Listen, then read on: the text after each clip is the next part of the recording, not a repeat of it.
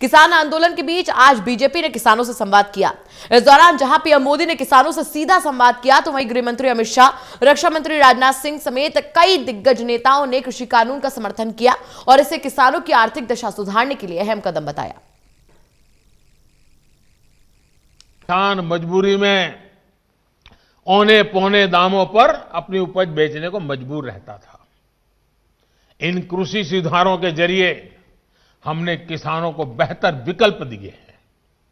इन कानूनों के बाद आप जहां चाहे, जिसे चाहे अपनी उपज बेच सकते हैं। मेरे किसान भाइयों बहनों, मेरे इन शब्दों को आप ध्यान से सुनिए।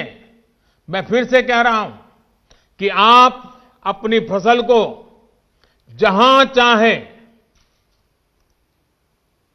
आप निर्णय करके बेच सकते हैं। आपको जहां सही दाम मिले, आप वहां पर उपज बेच सकते हैं। आप न्यूनतम समर्थन मूल्य यानी एमएसपी पर अपनी उपज बेचना चाहते हैं, आप उसे बेच सकते हैं। आप अपनी उपज का निर्यात करना चाहते हैं, आप निर्यात कर सकते हैं। आप उसे व्यापारी को बेचना चाहते हैं, आप बेच सकते हैं।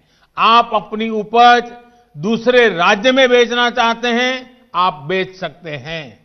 आप पूरे गांव के किसानों को एफपीओ के माध्यम से इकट्ठा कर अपनी पूरी उपज को एक साथ बेचना चाहते हैं, आप बेच सकते हैं।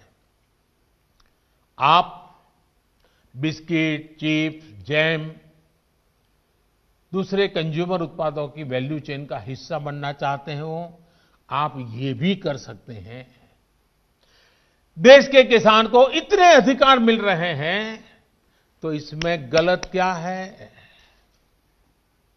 इसमें गलत क्या है कि अगर किसानों को अपनी उपज बेचने का विकल्प ऑनलाइन माध्यम से पूरे साल और कहीं भी मिल रहा है। किसान भाइयों को कहने आया हूं, ये तीनों कृषि सुधार बिल किसानों के हक में है। इससे किसानों का कोई नुकसान नहीं होगा। ना एमएसपी बंद होगी, ना आपकी भूमि को कोई आपसे छीन सकता है। मैं किसान भाइयों को कहने आया हूं, जब तक नरेंद्र मोदी प्रधानमंत्री है, आपकी भूमि को कोई कॉर्पोरेट छीन नहीं सकता।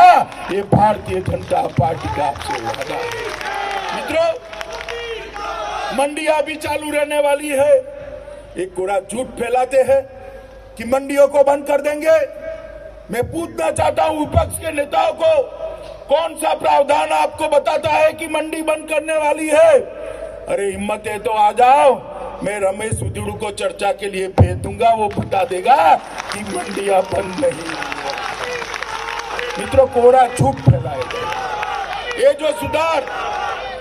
जो सुधार मोदी जी लेकर आए हैं 2001 में शंकर लाल गुरु समिति ने दिया।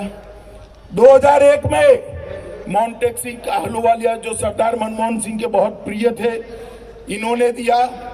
शरद जोशी टास्क फोर्स ने दिया। 2003 के मॉडल एपीएमसी एक्ट में आया। स्वामीनाथन कमीशन की रिपोर्ट में भी है।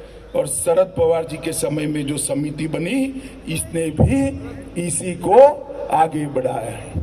महाराष्ट्र के अंदर ये प्राइवेट मार्केट शरद पवार जी ने कब के कर दी है, और अब ये रुदालियों की तरह रोना शुरू किया है, क्योंकि देश की जनता ने उनको निकाल दिया है। देश की जनता ने अपने दिल में से उनको निकालकर नरेंद्र मोदी को। तो किसानों के नाम पर ये जो कोहराम देश में मचा है, कुछ जगह पे मचा है।